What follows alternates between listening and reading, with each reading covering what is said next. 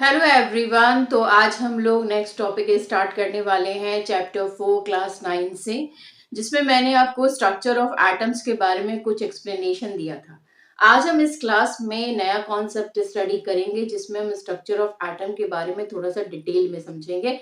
बात समझेंगे कि कैसे इलेक्ट्रॉन प्रोटॉन की डिस्कवरी के बाद में स्ट्रक्चर ऑफ एटम को एक्सप्लेन किया थॉमसन ने, रदरफोर्ड ने। इन सब का एक्सपेरिमेंट आज हम इस क्लास में डिस्कस करने वाले हैं। ठीक है, तो ये सीक्वेंस वाइज चलेगा, क्योंकि एक क्लास में एक वीडियो में ये पॉसिबल नहीं है। तो आपको इसके क्या देखने पड़ेंगे, पार्ट्स देखने पड़ेंगे बच्चों। चलिए शुरू करते हैं, बात करते हैं थॉमसन मॉडल के बारे में। लेकिन थॉमसन मॉडल को समझने से पहले एक छोटी छोटी बातें आपको समझनी जरूरी है। जैसे कि आपको पता है कि इलेक्ट्रॉन की डिस्कवरी जो है वो जे थॉमसन ने की थी। आई थिंक ये अब सबको क्लियर हो गया होगा। और इसको 1897 में बताया गया था। जे थॉमसन ने इसे एक्सप्लेन किया था। प्रोटॉन की जो डिस्कवरी दी है वो किसने दी है, वो आप बताइए किसने दी है? गोल्डस्टीन ने। ठीक है, याद कर लीजिए इसको। गोल्डस्टीन ने इसके बारे में एक्सप्लेनेशन दिया है, और ये भी 1897 की ही बात है। अब बात हुई जो प्रोटॉन के बाद न्यूट्रॉन के बारे में हम लोग पढ़ते हैं, वो है चैडविक के थ्रू। और चैडविक ने इसको 1932 में डिस्कवर किया था। दैट मीन्स फर्स्ट टाइम पता हुआ था कि भाई न्यूट्रॉन भी प्रेजेंट होते हैं। ये 1932 की बात है। अब बात ये है कि जब थॉमसन मॉडल या फिर हम रदरफोर्ड एक्सपेरिमेंट पढ़ेंगे, तो उस टाइम पे हम न्यूट्रॉन को कंसीडर बिल्कुल भी नहीं करेंगे, क्योंकि 1932 की ये बात है। और जो थॉमसन मॉडल आया है, स्ट्रक्चर ऑफ एटम आया है, वो 1903 का हुआ है।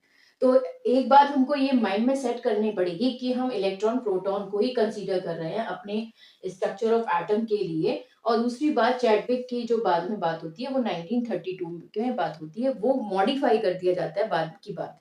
लेकिन अभी जब स्टडी हो रही है, वो स्टडी आपके इलेक्ट्रॉन प्रोटॉन को लेकर ही हो रही है। ये बात ध्यान रखिएगा, ठीक है। अब देखिए क्या हुआ, इलेक्ट्रॉन प्रोटॉन की डिस्कवरी हो चुकी है। अब इसके बाद में स्ट्रक्चर ऑफ एटम की बात आई, जिसे हमने सबसे पहले देखा कि जे थॉमसन ने अपना एक मॉडल दिया। जे थॉमसन ने 1903 में अपना एक मॉडल दिया। किससे रिलेटेड? स्ट्रक्चर ऑफ एटम से रिलेटेड। किससे रिलेटेड बच्चों? स्ट्रक्चर ऑफ एटम से रिलेटेड उन्होंने अपना एक मॉडल दिया। और इस मॉडल का नाम जो था वो जस्ट क्या था, जैसे किसी जैसे वाटरमेलन मॉडल था, या फिर आप उसे क्रिसमस पडिंग मॉडल कह सकते हैं, जैसे क्रिसमस का केक होता है। इस तरीके से उन्होंने उस स्ट्रक्चर ऑफ एटम को एक्सप्लेन किया। वो हम अभी देखेंगे कि कैसे एक्सप्लेन किया है, ठीक है। तो बात ये है कि अब आप जे थॉमसन का first of all structure of atom का जो एक्सप्लेनेशन है वो यहाँ पर देख रहे हैं। देखिए क्या हुआ, इन्होंने कहा कि भाई एक जो स्फीयर हम मान लेंगे, एक स्फीयर है सपोज, और उस स्फीयर को हम देखते हैं कि उसमें पॉजिटिवली चार्ज पार्टिकल्स प्रेजेंट है। आप पूरे स्फीयर को पॉजिटिवली चार्ज पार्टिकल मानिए, ठीक है। पूरे स्फीयर को आपको पॉजिटिवली चार्ज्ड पार्टिकल मानना होगा। दूसरी बात, यहाँ पे इनमें इलेक्ट्रॉन्स जो हैं, डेट मीन्स की माइनस का साइन वो एम्बेडेड है, डेट मीन्स इसमें प्रेजेंट है। बट ये दोनों ही इक्वल अमाउंट में है। ना इलेक्ट्रॉन ज्यादा है बच्चों, ना प्रोटॉन ज्यादा है, दोनों ही इक्वल अमाउंट में है। तो ये इलेक्ट्रिकली के देखा गया कि ये इलेक्ट्रिकली क्या है? इलेक्ट्रिकली न्यूट्रल है बच्चों। इलेक्ट्रिकली कैसा है? न्यूट्रल है। ना पॉजिटिव साइन ज्यादा है, ना नेगेटिव साइन ज्यादा है, दोनों साइन बराबर है। इसका मतलब ये पूरा ओवरऑल इसे इलेक्ट्रिकली न्यूट्रल माना जाता है। ये थॉमसन ने एक्सप्लेनेशन अपने स्ट्रक्चर ऑफ एटम में दिया था। दूसरी बात ये थी कि आप इसको एक तरीके से क्रिसमस क्रिसमस पडिंग के मॉडल से एक्सप्रेस कर सकते हैं। क्रिसमस पडिंग मॉडल क्या हुआ? क्रिसमस केक हो गया। जैसे मान लीजिए ये केक हो गया, और ये केक का पूरा स्ट्रक्चर आपको पॉजिटिव मान लेना है। और उसमें जो ड्राई फ्रूट्स होते हैं, वो ड्राई फ्रूट्स आपको, या रेजन्स होते हैं, जो भी उसमें आप ड्राई फ्रूट्स यूज कर रहे हैं, वो आपको इलेक्ट्रॉन मान लेने हैं। But the number of electron and proton must be equal. That means no more electron is present, no more proton is present. Overall the charge becomes zero. तो electron and proton must be equal. ये इन्होंने बात explain करी थी अपने Thompson model में, that means structure of atom के model में। ये बात जो थी वो तो एक्सप्लेनेशन हो गया।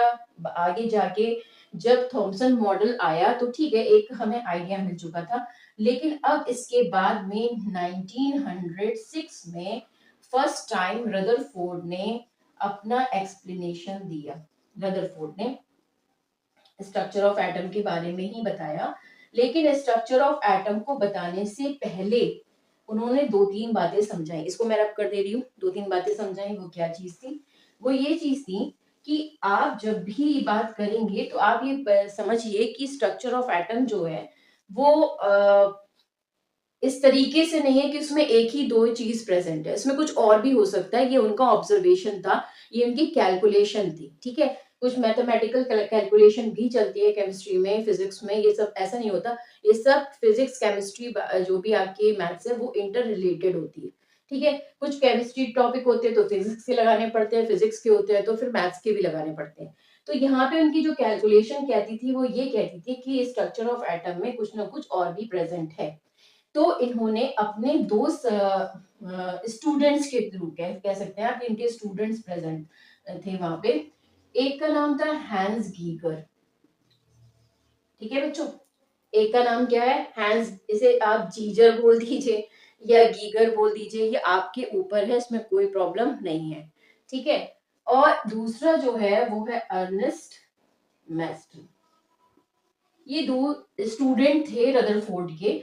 इन दोनों ने इनके साथ सपोर्ट करा, इनके मिलके साथ मतलब इनके साथ हेल्प करी, इनको सपोर्ट करा। और सपोर्ट करने के बाद में जब स्ट्रक्चर ऑफ एटम की बात हुई तो सबसे पहले इन्होंने एक्सप्लेनेशन दिया अल्फा स्कैटरिंग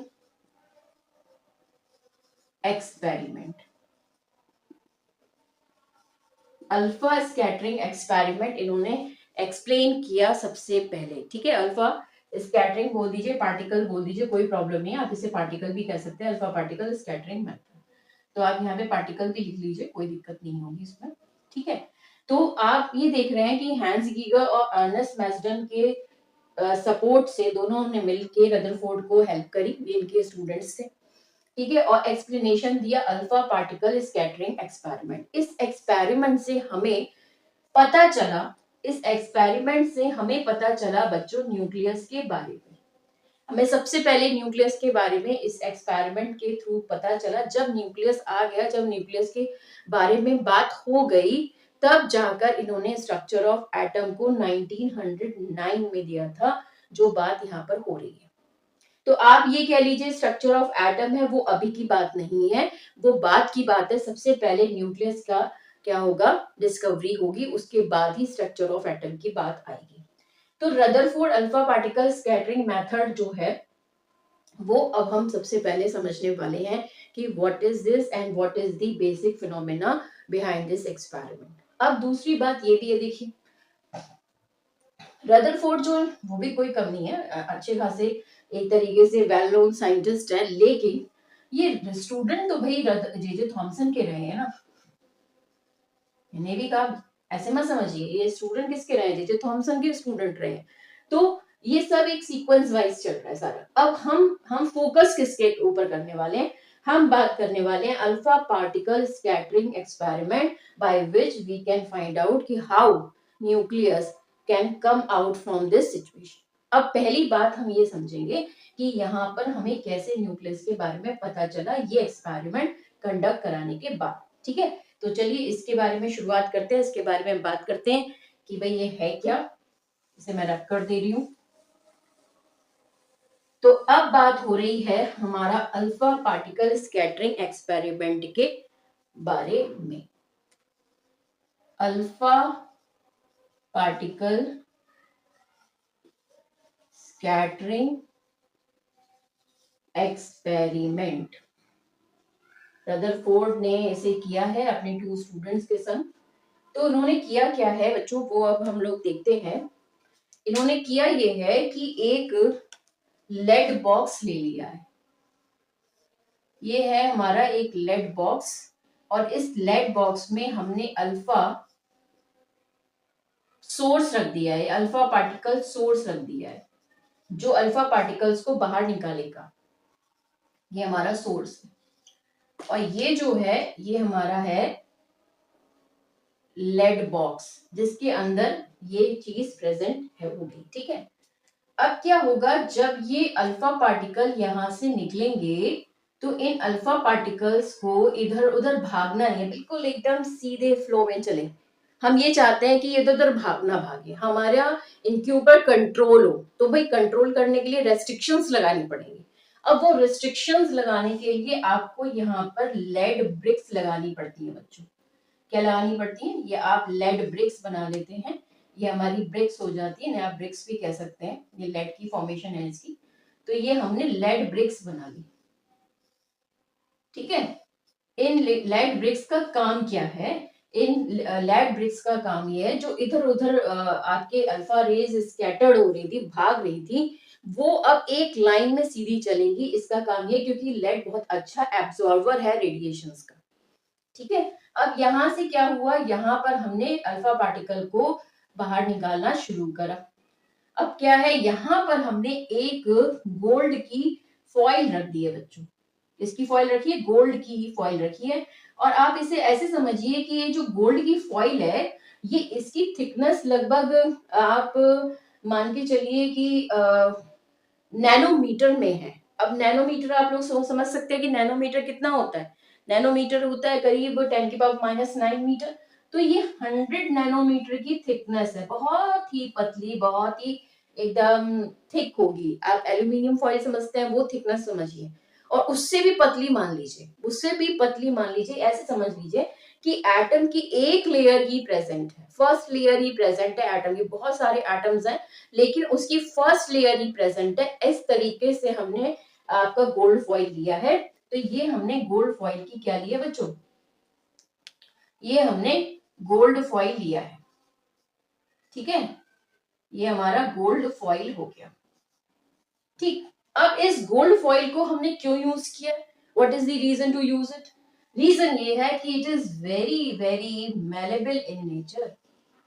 पढ़ा है ना मैलेबल के बारे में। मैलेबल का मतलब क्या होता है कि बीटेड इनटू थिन शीट्स, इतना बीटो कि वो बिल्कुल ही छोटे एकदम क्या हो बिल्कुल थिन में थिन पार्ट्स में आ जाए, बिल्कुल पतला हो जाए, उसे हम लोग क्या बोलते हैं, मैलेबिलिटी बोलते हैं। तो एक पहले काम हमने ये कर दिया, पहले लेड बॉक्स लिया, लेड बॉक्स में हमने अपना अल्फा पार्टिकल रख दिया। और ये हमारे क्या है, लेड ब्रिक्स है। ये हमारे हो गए लेड ब्रिक्स हो गए बच्चों। ठीक है, लेड ब्रिक्स का क्या होता है, एब्जॉर्ब दी रेडिएशन। ये क्या करेगा, एब्जॉर्ब कर देगा रेडिएशंस को, जिससे ये इधर उधर क्या करेंगे, भागेंगे नहीं, ये एक साइड में ही, एक लाइन में ही मूव करेंगे। अब अल्फा पार्टिकल यहाँ से आ गए। एक और छोटी सी बात आपको मैं यहाँ पे बता देती हूँ कि अल्फा पार्टिकल को बेसिकली हम लोग जो बोलते हैं वो हम He+2 आयंस बोलते हैं। ये अल्फा पार्टिकल्स होते हैं। क्या होते हैं ये अल्फा पार्टिकल, क्योंकि अल्फा 3 होती है रेडिएशन, एक अल्फा बीटा गामा। अल्फा जो होती है वो पॉजिटिवली चार्ज होती है, जो बीटा होती है वो नेगेटिवली चार्ज होती है, और जो गामा रेज होती है वो न्यूट्रल होती है, उसमें कोई पॉजिटिव कोई नेगेटिव का साइन बिल्कुल नहीं आता। तो हमारे पास 3 रेडिएशंस निकलती है, एक radiations alpha beta gamma. Alpha positively charge, beta negatively charge, and जो आपकी लास्ट वन है गामा, वो जो होगी वो न्यूट्रल होगी, इस पे कोई चार्ज प्रेजेंट नहीं होगा। तो ये अल्फा पार्टिकल्स पॉजिटिवली चार्ज हमारी रेज है। अब यहाँ पे जैसे ही ये गोल्ड फॉइल पे अटैक, बहुत सारे गोल्ड के एटम्स प्रेजेंट होंगे, अगर एक ही लेयर हमने लिए बहुत सारे प्रेजेंट होंगे। तो ये क्या करा, ये इससे स्ट्राइक करके निकल गई। अब हमने यहाँ पर एक सर्कुलर